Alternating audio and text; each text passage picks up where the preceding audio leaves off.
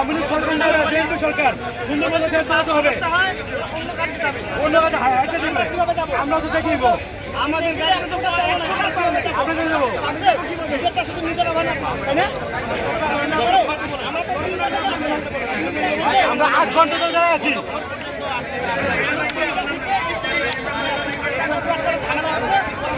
আমরা লাগা সারা থাকবো যে কোনো দিবে বাড্ডা রিং রোডের মাথায় এখানে একটা পাম্পটার নাম হচ্ছে Mecca CNG refuelling centre the dealer Padma well company limited.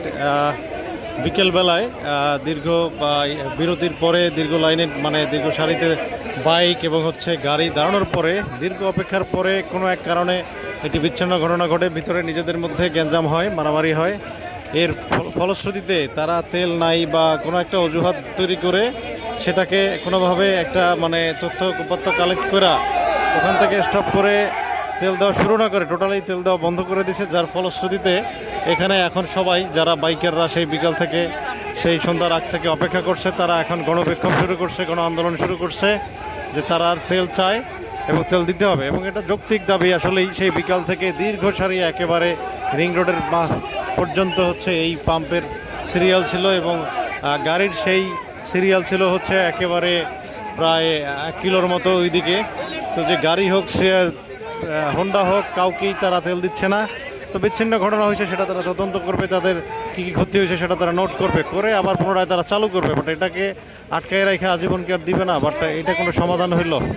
But pump কর্তৃপক্ষ এটা করতেছে। এখন ডিবিসির একজন রিপোর্টার আসছেন, উনি ব্যাপারটা দুই পক্ষের বক্তব্য নিচ্ছেন। দেখা যাক যে পরবর্তীতে কি হয় বা এটার সমাধান কই গিয়ে থেকে। আমি অবশ্য বিকাল থেকে এখানে আমিও সঙ্গত কারণে এখানে উপস্থিত। তো সবার মধ্যে থেকেই আর কি এটার জনগণের পক্ষেই একত্রতা ঘোষণা করছে এবং হচ্ছে এটা একটা সুষ্ঠু সমাধান এবং হচ্ছে মানুষের হয়রানি ভোগান্তি দূর করার জন্য আহ্বান জানাচ্ছি কর্তৃপক্ষকে, সরকারকে, আইন শৃঙ্খলা বাহিনী সহ সমস্ত। তারা বাড্ডা টোটাল রিডের একটা রাস্তাঘাট গাড়ি চলাচল বন্ধ করে সাথে দেখতে পাচ্ছেন বিশাল সিরিয়াল।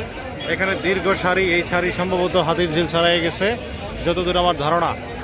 সো ঢাকা থেকে ঢাকা বাড্ডা উত্তর বাড্ডা মক্কা সিএনজির সামনের থেকে সোহাগ হোসেন।